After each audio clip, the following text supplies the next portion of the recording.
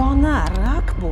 Bachadon bo'yni saratoni oldini olishi mumkin bo'lgan saraton. Barcha ayollar bir yilda bir marta albatta profilaktik ko'rikdan, ginekologdan o'tishi zarur. Bachadon bo'yni tekshirtirish kerak.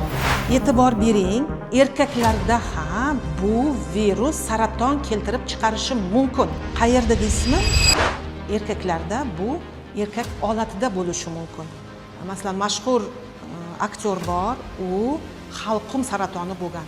Azizlarim, bachadon bo'yni saratonni dastlabki bosqichlarida hech qanday belgi bo'lmasligi mumkin. Shuning uchun ham bu xavfli. Bachadon bo'yni saratoni butun dunyo bo'yicha ayollarda ko'krak bezi saratoni bilan birga birinchi, ikkinchi o'rinda turishadi.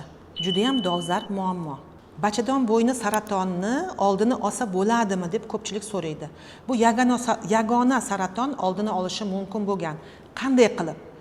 Barcha ayollar bir yilda bir marta albatta profilaktik ko'rikdan, ginekologdan o'tishi zarur. Yashash joyida, o'zini poliklinikasida mutlaqo bepul.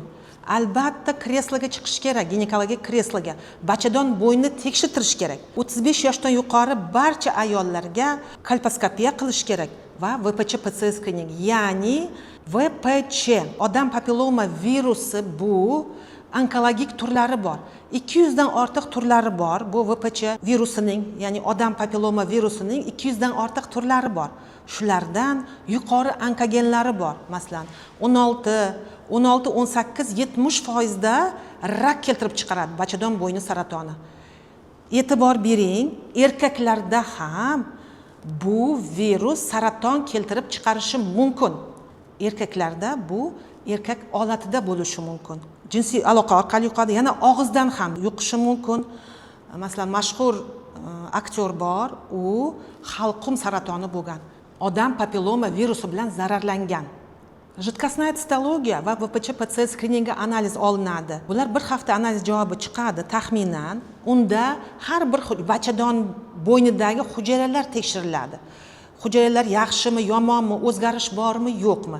Hamda odam papilloma virusi aniqlanadi bu. Agarda sizda yuqori onkogenli VPC analiz chiqqan bo'lsa, odam papilloma virusi chiqqan bo'lsa, albatta buni mutaxassis ko'rikdan o'tkazadi, nazoratda turadi. Nimani aytish kerak? Yoshlarda odam papilloma virusi qindan samoочищение, ya'ni o'zidan o'zi tozalanib ham chiqib ketishi mumkin. Bachadon bo'yni saratonni oldini olish maqsadida mana hozir O'zbekistonda bepul qizlarga 9 yoshdan 14 yoshgacha Gardasil vaksinasini qilinyapti. Demak, bu onkologiya, rak oldini olish bo'yicha.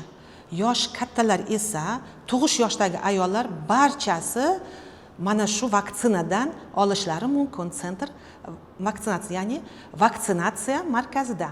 Mana siz kresloga chiqdingiz. Kresloda ginekolog sizni kolposkopiya qildi. Unda bachadon bo'yinida o'zgarishlar ko'rinadi. Agarda o'zgarishlar ko'rinsa, ginekolog albatta sizdan analiz olgan bo'ladi. Bu odam papilloma virusi bo'yicha analiz olgan bo'ladi. O'sha analiz qo'lda javobi turadi. O'sha yerda yozilgan bo'ladi. Yoki nilm, yoki shamollash, yoki qandaydir sitologik o'zgarishlar. CIN1, CIN2, CIN3. Ko'plar ayollar qo'liga analizlarni ko'tarib kelishadi. Menda mana CIN1 chiqdi, CIN2 chiqdi, CIN3 chiqdi. Ya'ni bu bachadon bo'yni displaziyasi. Azizlarim, bu rak emas. Ayrim ginekologlar noto'g'ri tushunadi, bo'ldi, raksan, tezlik bilan seni operatsiya qilish kerak, matkani bachadonni olib tashlash kerak, ximiya olish kerak. Yo'q, o'rtoqlar. CIN1, CIN2, CIN3 bu bachadon bo'yni saratoni oldingi turi hisoblanadi. Bu rakdan oldingi holat. Bu rak emas. Maxsus bachadon bo'yinda mana bazalniy membrana bo'ladi. Bazal membranadan pastga o'tib ketsa, bu o'zgarishlar. Unda rak rivojlanishi mumkin. Bunga ham bir 10-15 yil vaqt kerak bo'ladi.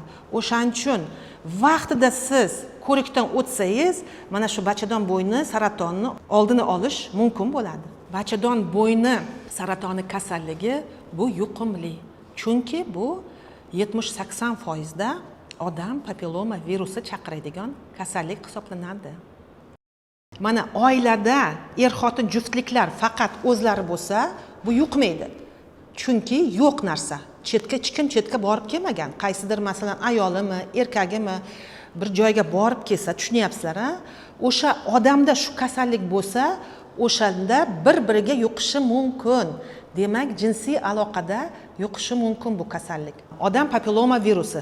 Odam papilloma virusining 200 dan ortiq turi bor. Shulardan hammasi ham rak keltirmaydi. Yuqori onkogen tipi bor. Demak, yuqori 70% da bachadon bo'yni saratoniga olib keladigan viruslar bor. Bu ko'pincha 16-chi, 18-chi tipi. Yana bor 31, 33, yana va hokazo tiplari bor.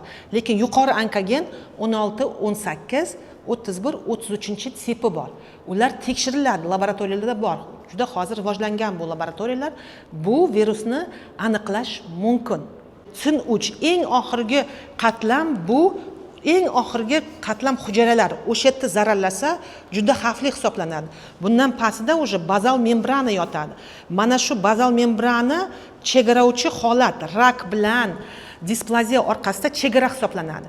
Agar mana shu virus mana shu hujayralarni zararlab, mana shu membranadan pastga o'tib ketsa, bachadon bo'yni saratoni birinchi bosqichi hisoblanadi. Azizlarim, bachadon bo'yni saratonni dastlabki bosqichlarida hech qanday belgi bo'lmasligi mumkin. Shuning uchun ham bu xavfli.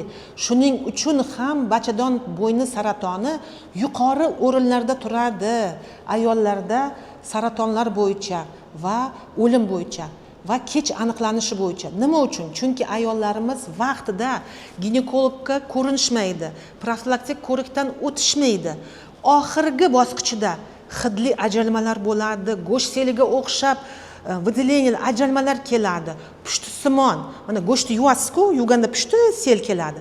Ana shu selga o'xshab narsa chiqadi, qindan keladi, suyuq bo'lib va u juda ham kuchli, yoqimsiz hidli bo'ladi. O'shanda ayollar ginekologga borishadi, lekin afsuski juda kech borishadi.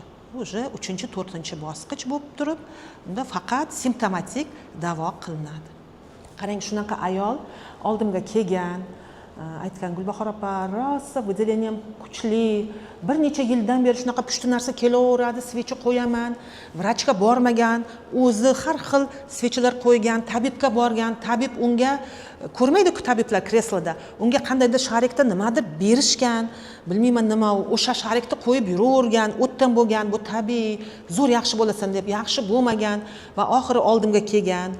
Kresloda ko'rsam, umuman bachadon bo'yni yo'q u yoqda, yemirilib ketgan. Teshik turib shunday, mana sal ozgina qolsa, o'sha ichaklar chiqib keladi bu yoqqa. Zudlik bilan uni onkologiyaga jo'natdim. Mana shunaqa xafa bo'lganman. Bachadon bo'yni saratonini oldini olish uchun maxsus tekshiruvlar bor. Buni har qanday ginekolog qiladi, poliklinikada ham, xususiyda ham. Bu jidkostная citologiya va VPC-PCR skrining tekshiruvlari. Ya'ni maxsus mazok oladi, pap test yoki suyuqlik orqali bachadon bo'ynidan surtma olinadi, tekshiruvga beriladi va odam papilloma virusi analizi olinadi. U ham qindan, kresloda olinadi, u ham tekshiruvga beriladi. Hamda kolposkopiya tekshiruvi. Har qanday tug'ish yoshidagi ayollar albatta 1 yilda 1 marta ginekolog tekshiruvdan o'tishi kerak. Agarda ginekologik tekshiruvda kresloda bachadon bo'yinida qizil zona bo'lsa, ayol turmushga chiqdi, 3 yil o'tdi turmushga chiqqandan keyin qizil zona aniqlansa, unda biz kolposkopiya tekshiruvi qilishimiz kerak hamda VPC PCR skrining olishimiz kerak. Ya'ni kolposkopiya tekshiruvi, pap mazok va odam papilloma virusiga analiz olishimiz shart. 35 yoshdan yuqori barcha ayollar 1 yilda 1 marta tekshiruvdan o'tib, kolposkopiya, jidkostная citologiya olish kerak. Odam papilloma virusiga ham analiz olishi shart. Agarda bachadon displaziyasi yengil darajasi, ya'ni CIN1 aniqlanib, onkovirus bo'lmasa, odam papilloma virusi bo'lmasa, biz ularni nazorat qilamiz. Agarda CIN1, ya'ni yengil displaziya va odam papilloma virusi chiqqan bo'lsa, unda biz biopsiya olamiz bachadon bo'ynidan va uni tekshiruvga beramiz. Agarda bachadon bo'yinida CIN2, CIN3 chiqqan bo'lsa, unda ham biz albatta biopsiya olinadi.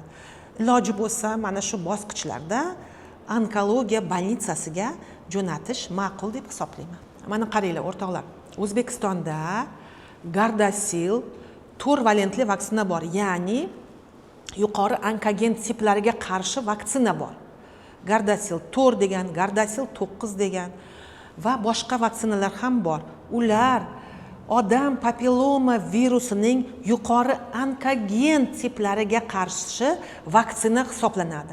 Ya'ni vaksina qilingandan keyin u 2 etapda yo 3 etapda qilinadi. Qilingandan keyin ayollar organizmida bu antitela ishlab chiqariladi. Ya'ni immunitetda antitanachalar, mana shu virusga qarshi antitanachalar ishlab chiqarilib, keyingi tushadigan virusni bular o'zini organizmga kirgizmaydi.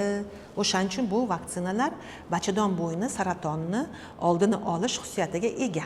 Agarda sizda shunday va shunga o'xshash barcha ginekologik muammolar bo'yicha bemalol murojaat qilishingiz mumkin.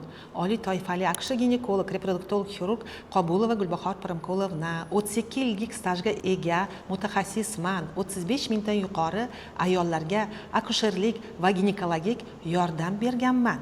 Buning uchun siz App Store yoki Play Marketdan Medikalka ilovasini yuklab olasiz va o'sha yerga murojaat qilishingiz mumkin.